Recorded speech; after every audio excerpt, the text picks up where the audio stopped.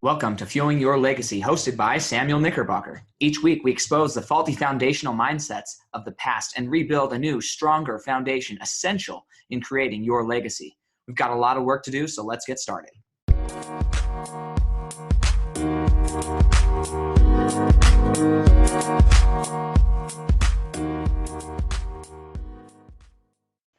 Welcome back to Fuel Your Legacy. Last week, we had an incredible Friday with Rodney Allgood, and we are moving right along to this week where we're going to be talking about aligning yourself and your lifestyle with your core values. Now, this is fantastic material today, and then Wednesday we're going to talk about the Automatic Millionaire by David Bach. That's learning how to automate and become a millionaire through automation. And then that's probably not what you think it sounds like, but I'm excited to share with you what it is, because it might change your opinion about how you can become a millionaire faster and more effectively. And then lastly is on Friday, we're going to be listening or speaking with Jen Duplessis herself. Now, Jen Duplessis is an incredible business owner, entrepreneur from out east. She has made millions of dollars in various industries, but she made most of it in the mortgage lending industry, did reach some different plateaus and learned how to just launch herself. And now she goes about teaching other loan officers how to launch their business. But the principles that she teaches about core values and alignment and making sure that you have certain things in place, those principles, they're applicable to every form, every platform, whether it's in business or home or relationships or whatever it is. It's kind of the principles, they're unanimously applied in every aspect of life, and that is what makes them so unique and so perfect and so accessible and usable for you guys. So super excited to bring her on. She's just the sweetest lady ever. I met her first at it was actually a retreat up here in Heber, Utah.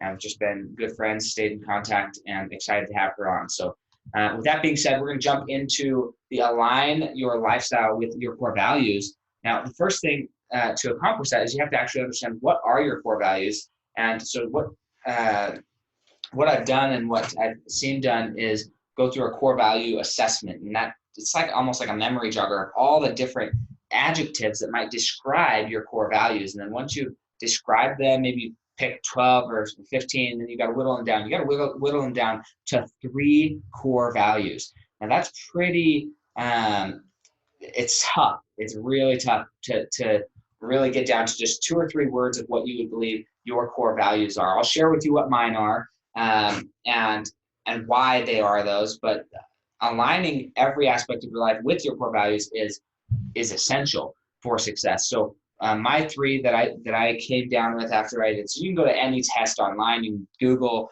a core values memory jogger sheet, and there's tons of different options there on Google.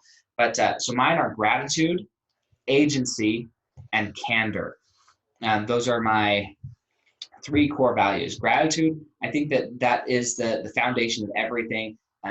No matter what, you have to learn to be grateful for everything. For me, it's kind of goes, it bleeds right into agency, the idea of gratitude, right? So if everything in my life I'm grateful for as it's happening for me, and I just believe and assume and operate from a position of everything in life is happening for me, everything is a gift, every circumstance, everything somebody says, every time something doesn't work out, quote unquote, it's a gift, it's not supposed to work out, right? If I structure my life and I experience my life from a habit or a programming of I'm just grateful for everything, well, what that does is it now makes everything much more objective and says, okay, well, if this is what is, it allows me to see what is. Now I'm able to see what is without putting a negative judgment on it or feeling like I got pigeonholed or victimized by a situation. I just say, oh, well, that's what happened. That's interesting. Wow, I'm grateful that this happened. Then with that mindset, I'm able to actually affect and use my agency, because I'm now free to see everything, right? We talked about this last week when we were talking about rewriting our subconscious, where you actually have to focus on getting all of the pieces together. The Alchemist goes way deep into this. So all of the pieces And then you use natural law to create a perfect solution for yourself. Well, same with aligning your values. You have to be grateful. And once you're grateful for everything and you're willing to see everything, then you actually have agency. Then you can make a choice or a judgment call or a value statement between one or two other things, right? So agency is key. So many people, they walk around life and they feel like they're being victimized. They feel like something's happening to them. They feel like somebody hit them in the car accident, like their kid just won't be quiet, their kid won't sleep, their kid won't eat, I won't eat, that the husband, the wife isn't getting home on time, they aren't doing dishes, they aren't cleaning, your employees, they aren't working for you, they aren't staying focused, they aren't staying on task. And your employees are saying, man, my boss, he never helps me, never leads me, never guides me, never inspires me. I'm not paid enough, right? Everybody has a story that they can tell themselves and a way to victimize themselves. It is human nature to play the victim card, right? And so I'm not gonna dance around that and say anything other. It is human nature, and it's okay to accept that it's human nature. Now the question is, what are you gonna do about it? So for me, I've chosen to program my mindset to be grateful for everything and to refuse to be a victim, to only choose acting rather than reacting. Now, to do that, you have to be able to emotionally remove yourself from a situation. I'm not perfect at it. The other day, my wife and we had a disagreement on something that was said, and I didn't know how to respond. And so I chose to respond, react how I felt. I was a little bit perturbed by what had been said. And so I reacted. I just shut up. I didn't know what else to do. And well, it turns out that was not the best way to respond to my wife, but I had no idea. I just didn't know. And so I was in a reactionary mode. And it wasn't until a few days later when we finally talked about it that she's like, hey, Sam, that doesn't really work for me. That's a bad response. I'm like, oh, okay, well, that's good. Now I know, right? So now I got more facts. I got more truths. Now I can actually make different decisions next time moving forward. Plus, we discussed it, and now I can use my agency differently.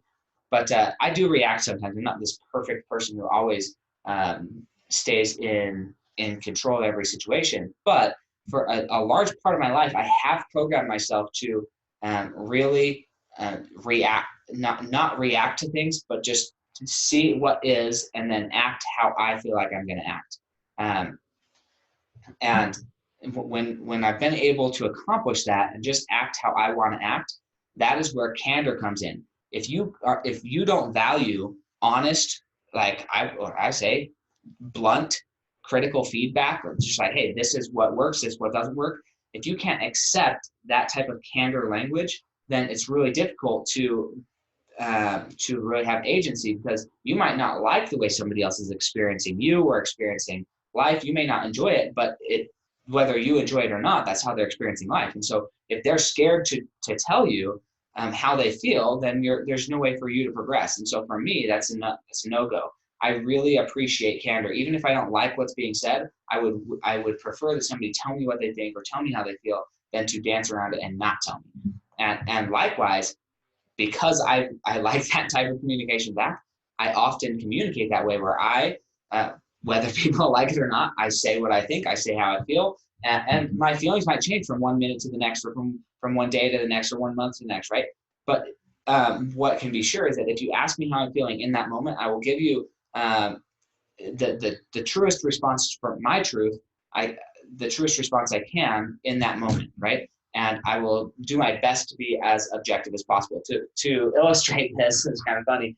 On one of the Facebook posts I had a few weeks ago, we were talking about emergency funds, and people were like, "Well, I think a better plan is just not to be unprepared, so then there's no emergency, because if you prepare for everything, then there's not an emergency anymore." I said, "Okay, you're right.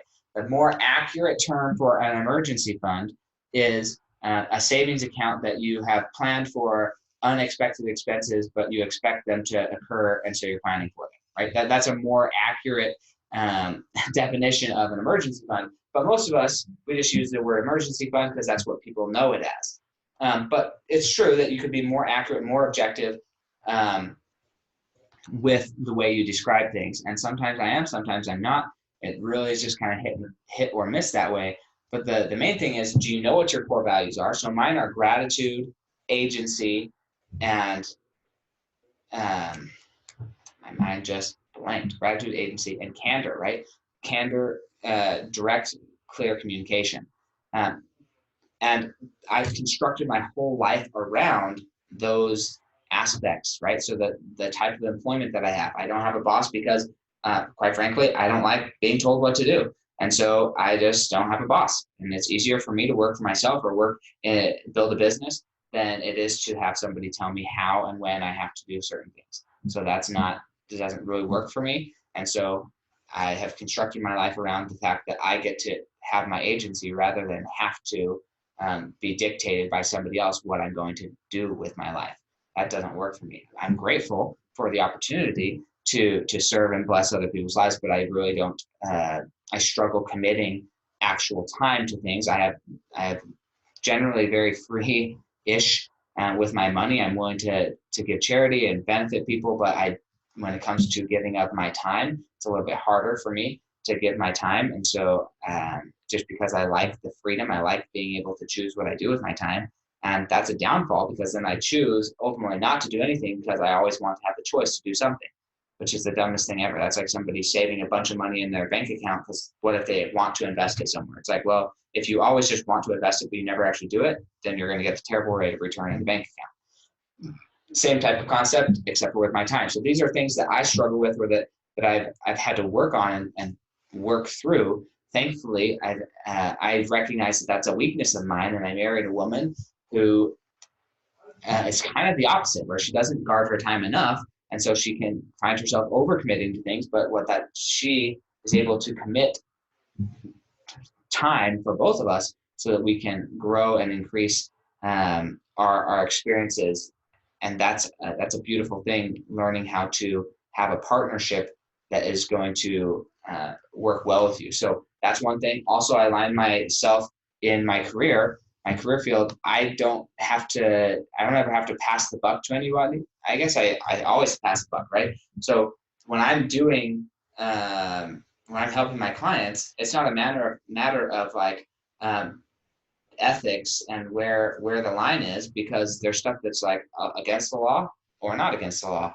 And so or it's how a product works or it's not how a product works. So when somebody says, oh, well, can you just do this little thing? No, I can't, because that's not how the product works, right? So I've positioned myself in an industry where I'm allowed to be have perfect candor with people, and still it's not like I'm the villain of the candorous situation or the conversation. It's, hey, this other company, they're making that decision. It's out of my hands. This is just what is. And I really like that, living from a what is perspective, and nobody's villainized or victimized. None of that, just is what it is.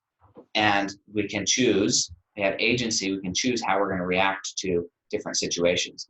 And so that's how I've constructed my lifestyle around my core values. But my question for you would be, what are your core values? Is it honesty? Is it having time with your family? Is it relationships? Whatever your core values, whatever's most important to you, have you constructed your life around those things that are most important to you? Or are you living out of integrity and living your life on somebody else's terms because you need the money, because you need the gratification of somebody else caring about you, whatever it is? What is happening in your life, and how are you choosing to intentionally create a lifestyle around yourself that is in alignment with your core values? Now, this is going to play huge into the financial conversation on Wednesday when we start to talk about the automatic millionaire, setting up the outside circumstances to really maximize the internal decisions and to remove as many decisions as possible from your life and just make them automatic. So that's what we're going to talk about on Wednesday. Super excited. Again, Wednesday is going to be the Automatic Millionaire, and then Friday we're going to talk to Jen Duplessis. She actually runs her own podcast. I have forgotten the name of it though, so I will have to get back to you on that. We'll talk about it on Wednesday. But go check her out. She's fantastic, and definitely somebody who is knowledgeable, skillful, and just wanting to give of as much as she can to help other people become successful like herself. So with that being said, we're excited to bring the rest of this week to you, and we'll catch you next time on Fuel Your Legacy.